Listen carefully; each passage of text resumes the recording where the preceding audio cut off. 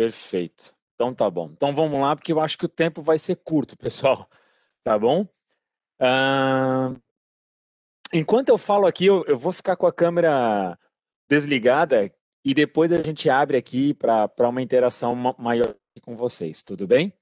Então, gente, bom dia oficialmente, né? Temos que correr contra o tempo aqui, tá? Ah, mas hoje eu queria trazer um tema para vocês, até fico feliz pela quantidade de pessoas que estão aqui na sala.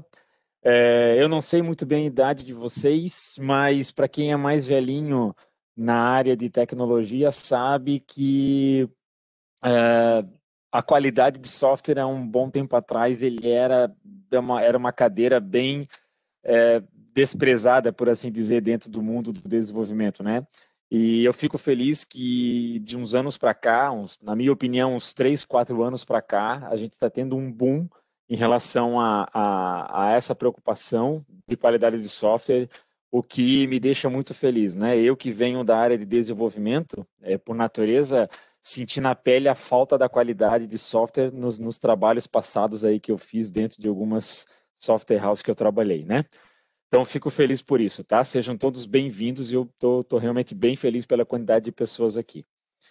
Gente, eu botei um tema bem reverente aqui, né? Que é a full stack. O que que é isso, né? O que que é, onde vivem, o que comem, bem estilo Globo Repórter mesmo, tá? E acho que a gente vai conseguir trazer aqui um conteúdo bem bacana para compartilhar com vocês e sempre aprender, né? Afinal, eu sou um apaixonado por aprender algo novo como está aqui, né? Então, rapidamente, tá? Meu nome é Cledir Dalsocchi, eu tenho 20 anos de atuação já na área de TI, tenho 39 anos, casado, pai de gêmeos, é, tenho bacharelado em sistemas de informação e depois eu fiz 2 pós-graduação, uma no gerenciamento de projetos e outra em engenharia de software. Tenho uma certificação em Design Thinking e PSM, né, o Professional Scrum Master, eu gosto muito de ágil também. E atualmente eu estou ali junto com o time de qualidade de software dentro da Ailos, tá? A Ailos é uma central de cooperativas, né? A gente tem 13 cooperativas conosco, tá? Acho que muitos de vocês já conhecem aqui, né? A ViaCred é a maior delas, né? Então, imagino que alguns de vocês já devem ter ouvido falar, ou até vocês ou os pais de vocês são cooperados desse sistema, né? Mas então, gente, vamos lá agora, propriamente dito, e aí eu gostaria que vocês abrissem o áudio, 1, 2 pessoas aqui, tá, gente? E eu queria que vocês respondessem bem rapidamente a seguinte questão. Pensam vocês que a gente está lá agora, vai lá na Apple Store ou na Google Play, e a gente vai baixar aqui um app, ok? Então, isso a gente deve fazer constantemente, né? E se porventura esse app que vocês abriram, instalaram nos seus dispositivos, demorasse para abrir, certo? Qual seria a reação de vocês? Se nos primeiros 5 minutos que vocês tivessem, ok, ele abriu então, ufa, já superamos isso, mas a gente está usando ele nos primeiros 5 minutos, ele não atende às suas expectativas. Qual seria a tua reação? Se ele travasse inúmeras vezes durante as tuas tentativas de uso do software, ou pior, então, ele nem abrisse. Alguém gostaria de me ajudar aqui rapidamente? Qual seria a primeira reação que vocês teriam se isso acontecesse, pessoal? Provavelmente. Alô? Opa, pode falar, tô te ouvindo. Provavelmente eu ficaria com muita raiva, ainda mais que meu celular trava pra caramba, e com certeza se não desenvolvesse mais velocidade, eu ia desinstalar. Perfeito, seria a minha reação também. Claudenir comentou, certo? Isso. Legal, Claudenir, seria a minha reação também, tá? E aí, gente, olha só então, esse próximo aqui, engraçado, porém trágico, tá? Talvez você já conheça esse vídeo, mas olha a reação desse indivíduo aqui, gente.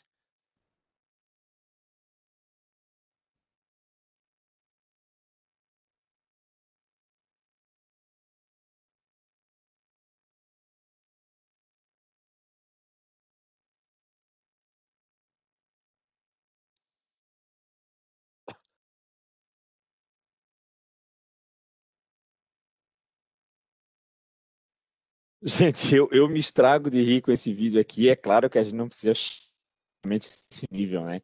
Mas o que que eu entendo aqui, fazendo uma analogia que eu acho que cabe bem à minha pergunta anterior aqui, tá? Possivelmente esse indivíduo estava querendo fazer alguma coisa no software, tá? que não estaria atendendo ele naquele momento, ok? Então, a gente tem algumas perspectivas aqui em relação à visão de qualidade. Na camada de usuário, pessoal, na camada de desenvolvedor e na camada de organização, tá? Na camada de usuário, é bem isso que o Claudenir comentou, que eu acho que é a opinião de muitos aqui, que o interesse está principalmente no que tange a qualidade, gente, está principalmente no uso do software. Quão fácil ele é de usar e se os requisitos me atendem. Claro que tem outros atributos aqui, ok? Eu só estou destacando os mais berrantes aqui, né?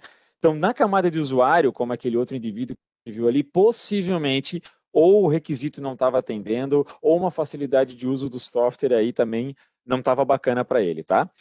Já na camada de desenvolvedor, eu não sei quantos aqui trabalham ou querem atuar nessa camada, ele geralmente vai olhar as características internas do software, o quão legível ele é, o quão testável ele é, uma testabilidade dele, a eficiência dele e assim por diante. De novo, né? Existem outra N fatores aqui, certo? Eu só trouxe alguns para a gente entender a diferença das três camadas. E na camada de organização, camada gerencial, que eu digo, que eu me refiro aqui, geralmente ele não pode esquecer dos custos e prazos. E aqui mora um grande perigo, né? Que é o quê? Você cortar qualidade em virtude dos custos e prazos. Então, aqui também é algo que os gestores têm que ter muita atenção, e aí cai naquela vala que eu comentei no começo para vocês, onde há um bom tempo atrás a qualidade era a primeira a ser descartada quando ou não tinha mais dinheiro ou não tinha mais tempo, né? E isso, graças a Deus, as pessoas entenderam que dá um reflexo enorme para os usuários aí quando estão utilizando o software, né?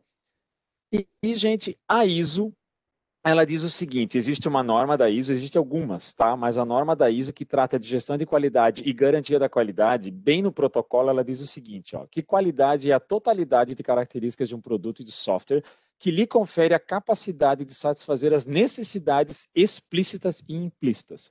Aqui só fazendo um parênteses, aquelas que são implícitas é aquela que muitas vezes o usuário nem sabe, mas você, enquanto desenvolvedor, deveria saber. Né? Eu vou fazer algo aqui mais performático, ou vou fazer algo mais fácil lá, da usabilidade, ou da legibilidade, ou da portabilidade do software. Muitas vezes o nosso usuário não está preocupado com isso, né? Mas você, enquanto desenvolvedor, eu, enquanto desenvolvedor, eu tenho que pensar nisso, tá? Por isso que a ISO traz a explícita e a implícita aqui. Mas eu, gente, gosto muito dessa daqui, ó. Simplesona, porém eu acho que ela é, assim, derradeira, assim. Qualidade simplesmente é estar em conformidade com os requisitos do cliente. Simples assim na teoria, mas difícil assim de fazer na prática, tá? E aí, por que é difícil assim fazer na prática? Queria só mais uma vez uma intervençãozinha de uma ou duas pessoas aqui. Imagino que muitos de vocês aqui sabem dirigir, beleza? Muitos de vocês. Sejam francos comigo, tá? Se eu chegasse para vocês hoje e falasse assim, Claudionir, Alessandro, Murilo e demais aqui, se eu desse hoje, se você tivesse a possibilidade ali no Beto Carreiro, tá? De dirigir um carro de Fórmula 1, ok? Tu sabe dirigir, tu dirige há anos, dirige muito bem, inclusive, tá? Tens o teu carro, mas tu vai dar uma volta ali naquela via da Via Expressa ali do Beto Carreiro e você vai dirigir aqui uma Fórmula 1. Alguém de vocês saberia sentar no carro e falar, cara, pode deixar, cara, que eu só vou dar uma banda aqui e já volto. Alguém de vocês teriam essa praticidade de chegar e já sair dirigindo? Não.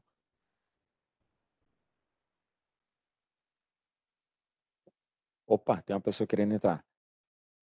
Eu não teria, tá? Eu não conseguiria dirigir um carro, e olha que eu dirijo faz anos, tá? Mas se me pusesse hoje dentro de um carro de Fórmula 1, eu não saberia dirigir, ok? Imagino que alguns de vocês aqui também diriam que não. E aonde que eu quero chegar com isso? Eu quero que vocês entendam que não é tão fácil você fazer um software conforme o requisito do usuário. Porque muitos dos nossos usuários sabem operar software. Só que muitas vezes a gente está dando uma Ferrari aqui, ou um carro de Fórmula 1 para eles pilotarem, e eles nem pediram isso. Eles não querem isso. Só que a gente acha, muitas vezes, a qualidade de software é entregar algo para o nosso usuário de forma monstruosa, tá? E aí, pessoal, deixa eu vir aqui, passar aqui, que acho que deu. Isso. As características de um software de qualidade, então, não se resume nisso, mas pode ser destacado por isso. Funcionalidade, a gente deve criar apenas as funções que sejam úteis para o cliente e não ficar enfeitando, dando um Fórmula 1 para o cara, se o cara nem quer dirigir uma Fórmula 1, ok? Nem sabe, na verdade, dirigir uma Fórmula 1. Confiabilidade, ele tem que ser confiável, tem que garantir não perda de dados, a recuperação de falhas caso aconteça de forma rápida, ok? A usabilidade, como a gente já falou aqui, eficiente, tem que trazer um resultado esperado para o nosso cliente. Manutenabilidade, ou o software deve ser flexível para suportar as manutenções corretivas, evolutivas e, por que não, as perfectivas, porque a gente sabe que o cliente geralmente muda de ideia. E portabilidade, aqui é muito mais para algo de desenvolvedor, né? Algo para dentro de casa, que são as implícitas aqui. O software deve ser facilmente transferido de um sistema para o outro. Tá? Aqui eu só estou dando um apanhado geral, porque lá no final eu vou fazer uma conexão do porquê de um QA Full Stack, ok? O ciclo waterfall de desenvolvimento de software, gente, olha só que perigoso que é isso, tá? Até hoje em dia, a gente desenvolve, sim, projetos em ciclos waterfall. Acho que todo mundo aqui conhece, mas rapidamente, né? O ciclo waterfall, ele é um jeito de desenvolver sistemas bem cadenciado e com bastante fluxo, assim, do início ao fim, né? Então, o que que acontece aqui? Lá tem uma fase de planejamento, uma fase de design, uma fase de construção, e olha só, lá no final, segundo o By the Book, segundo o livro lá do Waterfall, lá no final entra a fase de QA. E aí, pessoal, o quão arriscado é? Você faz um planejamento onde nem sempre um projeto segue o fluxo, tá? Ele não é tão simples assim. Frequentemente é difícil o cliente saber aqui no começo tudo que ele quer no projeto, ok? E aí, quando o cliente tem que ter uma baita, quando ele sabe que a gente começa a desenvolver aqui, tá? Ele tem que ter uma baita paciência para esperar X meses para receber o primeiro produto. Bom, isso é o waterfall, mas eu não quero me ater nisso. Onde eu quero me ater? Chegou aqui no finalzinho, tombou para o QA, o cliente fala, pá, não é mais isso para mim, gente. Mudou uma normativa do Banco Central, entrou alguma lei nova, eu tive uma ideia diferente, tem um problema diferente agora, e nós temos que alterar isso aqui. O quão caro e custoso é aqui atrás para a gente mudar, onde já tudo foi construído, tudo foi planejado, N times trabalharam aqui, e aqui no final o QA vai vir e vai ou ter que fazer de novo, ou ele vai achar um baita erro aqui que tem que voltar lá para o começo e começar tudo de novo. Então, isso era o ciclo waterfall. No ciclo, e aí o QA entrava aqui, né? No ciclo ágil, já melhorou muito isso, porque desde o começo aqui, o QA está inserido nas fases. Então, a gente tem as famosas sprints, onde a gente começa, então, o QA deveria, né? Isso até é a pauta aqui da palestra. Um dos aspectos do QA Full Stack é sim estar desde o começo interagindo, preocupado, né? Dando opinião, sabendo o que está acontecendo nas sprints aqui, desde análise, desenvolvimento, construção. Isso aqui é para ser algo rápido, né? De 15 a 30 dias, uma sprint, ok? Então, ele tem que estar desde o começo nessa iteração e assim por diante. Ou seja, é muito mais rápido e muito mais barato eu pegar algo aqui no começo do que só lá no final, como era o waterfall. Inclusive, olha só essa linha do tempo aqui, ok? Ou seja, o custo aqui de menor para o maior e o tempo do menor para o maior. Olha como é mais barato pegar um problema lá na fase de requisitos, como é mais barato um defeito no código logo no começo, um defeito no código encontrado já via interação contínua, aqui está o custo, certo? E o defeito no código encontrado através de uma programação em par. Ao contrário de se for um waterfall ou o QA não, mesmo que seja ágil, não interagir ali ou não haver nem QA, aqui no final começa a ficar um pouco mais caro, ó, mais tempo e mais caro. Quando o defeito é encontrado lá na review, peças tradicionais, defeitos de design encontrado lá na fase tradicional de teste, no waterfall, e olha o quão caro é aqui, ó, encontrado lá na fase de aceitação. Aceitação quem faz? Geralmente é o cliente, ok? Então, olha o quanto tempo levou e o quão caro é aqui. Bom, gente, então, dentro do ciclo de desenvolvimento de software, o SDLC, aonde aqui é uma sugestão de ciclo, isso aqui não é escrito na pedra, como a gente fala, né? Então, dentro desse ciclo aqui, é altamente saudável que o QA não trabalhe mais só aqui, ó, lá na fase de teste para homologação. ele já começa lá no planejamento, na especificação, no desenvolvimento, nos testes, obviamente, lá na preparação para a produção e, por que não, pós-produção, para identificar alguma melhoria ou algo do gênero lá no final. Ou seja, dentro de toda a cadeia SDLC, que o QA participe de forma ativa aqui, tá? E aí, vocês também conhecem esse vídeo aqui, imagino eu, que é quando a Microsoft foi lançar o Windows 98, pessoal.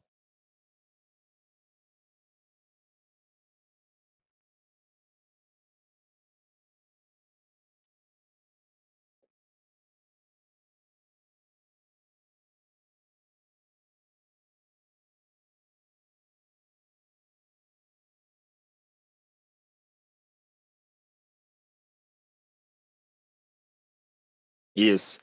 Icônico mesmo, né? E, inclusive, ainda bem que o Bill Gates se escapou aí e falou, então é por isso que a gente não está vendendo ainda o Windows 98, é isso mesmo? É. Então, gente, pode ser N motivos, é claro, né? Mas eu penso aqui, né? Se fosse esgotada a bateria de software e também não há bug zero, isso para mim é utopia, ok? Não existe bug zero, é humanamente impossível você prever um bug zero, ok? Mas se fosse aqui um trabalho esgotar o hardware que ele plugou aqui, acho que ele estava demonstrando aqui a situação do plug and play e tudo mais, gente, possivelmente a gente conseguiria diminuir drasticamente a possibilidade do erro aqui, né? Então, engraçado, né? Porém, acontece até hoje isso, né? Então, gente, exemplos de falhas que foram terríveis aí ao longo da história, tá? O bug do milênio, que aconteceu em alguns lugares, não foi universal, mas sim. Um avião F-16 que voou de cabeça para baixo quando ele cruzou a linha do Equador. Isso são fatos reais, vocês devem saber, ou então procurem na internet que vocês vão achar. O lançamento do ônibus espacial da Columbia em 1981, ele foi atrasado devido a uma alteração errada de uma rotina de sincronização, certo? E ao menos 2 mortes causadas por overdose de uma radiação por causa de uma falha de um software do Track 25 em uma máquina de terapia radiológica. Gente, claro, longe um pouquinho da nossa realidade, né? Algumas coisas aqui com certeza já melhoraram muito, mas aconteceu isso aí, tá? Então, hoje talvez não é tão trágico assim, né? Hoje é como eu estava falando, um app que não abre ou um app que não te atende nos primeiros 5 minutos, mas que a gente deve levar em consideração, isso a gente deve levar. Beleza? Então, depois desse apanhadão aqui, bem rapidão, a gente vai começar a falar então dos testadores 1.0, 2.0 e o 3.0. Vamos falar, pensar aqui no 1.0. Isso aqui, esse 1.0 é lá nos primórdios, ok? Olha só, ele era inserido num contexto em que o ciclo de desenvolvimento seguia estágios, como eu acabei de falar lá, principalmente no Waterfall. Qual é o efeito colateral? Um isolamento absurdo do QA lá naquela caixinha, lá no final, onde só lá ele interagia e ele era o único responsável pela qualidade. Vejam que irônico isso, né? O único. Então, os demais não eram responsáveis. Faziam, mas ele que tinha que garantir, tá? Os times de desenvolvimento eram tradicionais e cada vez mais um cuidava da sua área, ou seja, só olhava para o seu umbigo, né? E isso era bem burocrático e penoso, tá? E os QAs não tinham conhecimento do todo do software, como eu comentei. Afinal, ele não era envolvido, né? Ele ficava só naquela caixinha no final. Tivemos um grande avanço depois de vários anos e a gente chegou no 2.0, aqui quando começou o ágil, ok? Então ele foi inserido no ambiente ágil, que a divisão dos times era extinta e a equipe agora é multidisciplinar. Show de bola. A comunicação passa a ser fundamental dentro de todo o ciclo de desenvolvimento de software ou dentro de toda a sprint, tá? E a qualidade dos testes são presentes desde o planejamento do software. Muito mais barato quando der um erro ali. Ainda assim, é necessário que tenha um membro especialista do time, tá? Geralmente, isso não é uma regra, né? Mas geralmente um puxa a qualidade, porém todos se sentem aptos a fazer parte ou se sentem pelo menos responsáveis pela qualidade, ok? E aí também o QA que começa a ter que aprender algo de negócio, afinal lá no planejamento e lá no requisito ele tem que dar um pitaco, né? Ele deveria falar alguma coisa lá para poder ajudar, ok? Então o testador terá que saber tudo? Não, gente, claro que não, mas ele tem que ter sim alguns conhecimentos e alguns até profundos conhecimentos aqui em teste de software, além de áreas de negócio, como eu comentei, ok? E aí, gente, a gente abre um pouquinho aqui para o T-Shape aqui, tá? Quem tiver interesse, dá uma pesquisada no Google sobre o profissional T-Shape, que é bem bacana também. E o profissional T-Shape é para qualquer área, ok? E aí, gente, vem o testador 3.0.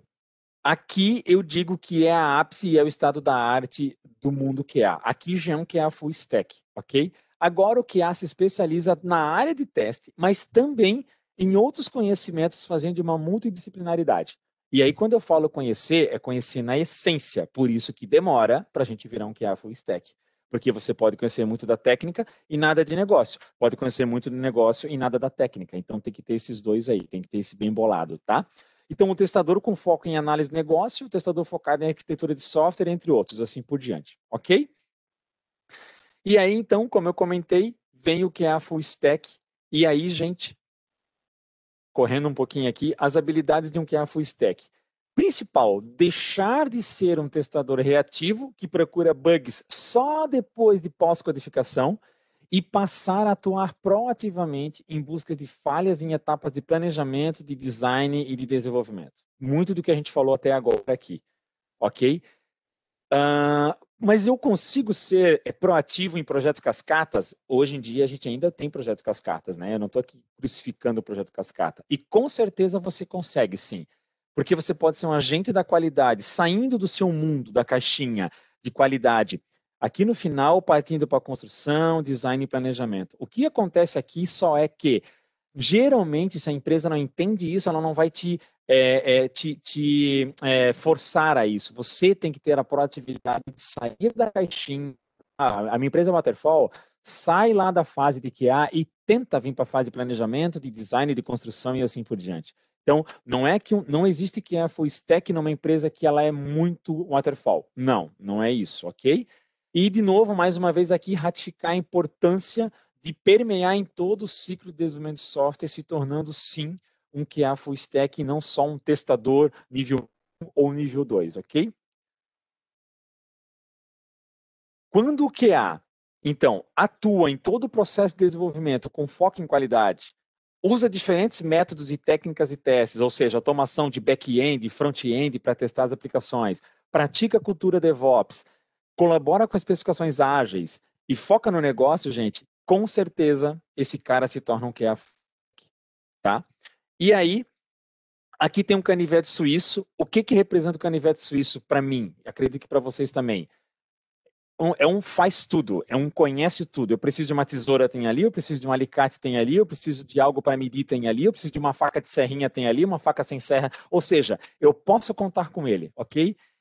E fazendo uma analogia, então, ele vai ter forte conhecimento da metodologia ágil, de QA, de software, de ferramentas e processos. Ele busca entender como os usuários usam o produto e se preocupa com sua usabilidade, capacidade de escrever cenários de testes e cenário de teste manual, tanto para automatizado quanto para manual, capacidade de escrever teste de unidade de integração, compreensão dos frameworks de teste, casos de teste de automação em ferramentas, experiência em automação de API, ferramentas de integração contínua, experiência em rastreamento de bugs, é muita coisa, certo? Sim, mas há uma trilha a se seguir por aí, ok? Então, quando ele tem esses aparatos aqui, claro que não se limita a esses, você pode ter alguns desses, não ter outros, ou ter outros e não ter esses, você começa a caminhar para uma trilha do que o pessoal agora está começando a chamar de um QA full stack, que é uma analogia do desenvolvedor full stack. Vamos lá, gente, eu estou correndo um pouquinho contra o tempo. Quais são as vantagens aqui? Eu elenquei duas aqui, ok? Um aprendizado contínuo, porque nessa função tu vai ter que buscar um aprendizado, quer queira, quer não. Então, tu vai ter que aprender várias tecnologias ou ferramentas. Eu acho isso muito bom, ok? Um aprendizado contínuo. E um bom salário, afinal, se você for múltiplo aqui, né? Se você souber de vários requisitos, várias ferramentas, conhecer de projetos, conhecer de processos, enfim, possivelmente é só você olhar no LinkedIn, vão ter muitas vagas para QA full stack com salários bem atrativos, ok? Agora tem o desafio aqui. Qual é o desafio nesse caso, gente? Uma certa pressão, porque tu vai ter que trabalhar com uma equipe ágil, né? Com pressão de um aprendizado contínuo, porque o ágil já prega isso, mas junto com isso o uso de conhecimentos existentes, mas de forma eficaz. Não adianta você saber tudo e não conseguir aplicar. Não adianta ter um canivete suíço e não saber usar. Isso pode criar uma certa camada extra aí de pressão ou uma sobrecarga para aquele que não está acostumado, né? E gerenciamento de tempo. Afinal, tu tem que estar ligado no que o mercado, nas evoluções de mercado, seja de ferramentas ou de metodologias, enfim. E aí você precisa, então, estar preparado para aprender isso o mais rápido possível, que está intimamente ligado com aquela vantagem de aprendizado contínuo, ok? Aqui uma pincelada. Oi. Desculpa interromper. Temos mais um minutinho, ou 2 no máximo, para finalizar. Tá bom. Já até estendi 5 minutinhos além do horário. Tá bom, Valeu. obrigado, gente. Valeu! Gente, aqui só rapidinho, eu coloquei algumas ferramentas aqui, tá? Então eu não vou me ater nisso aqui. Se vocês precisarem, eu disponibilizo aqui para vocês, não tem problema, tá? Então, algumas ferramentas que seria bem interessante a gente saber, se for para testar aqui nos desafios do dia a dia, ok? Aqui estão os desafios, aqui estão as ferramentas que sugerimos, ok? E aqui, rapidinho, estou finalizando, são dicas de leitura, tá? Alguns livros são bem bacana, e aqui, né, o nosso Syllabus, que é o grande pai aqui da qualidade de software, que é do ISTQB, que é um órgão internacional, e o BSTQB, que representa esse órgão no Brasil, ok? E aí, só para finalizar aqui, então, um QA Full Stack não é apenas um testador que sabe automação para web ou API, mas de fato é um agente que garante não somente a qualidade de software, mas de um processo como um todo. E aí, gente, eu agradeço, desculpa pela correria aqui, tá? Tá aqui o meu contato, se alguém quiser conversar um pouquinho mais, sinta-se à vontade, pode mandar o WhatsApp, tudo certo, tá? Muito bem acessível aqui, tá bom? Gente, seria isso, Murilo? Ou se alguém quiser fazer alguma pergunta ou depois mandar para mim no WhatsApp, eu respondo com o maior prazer, tá?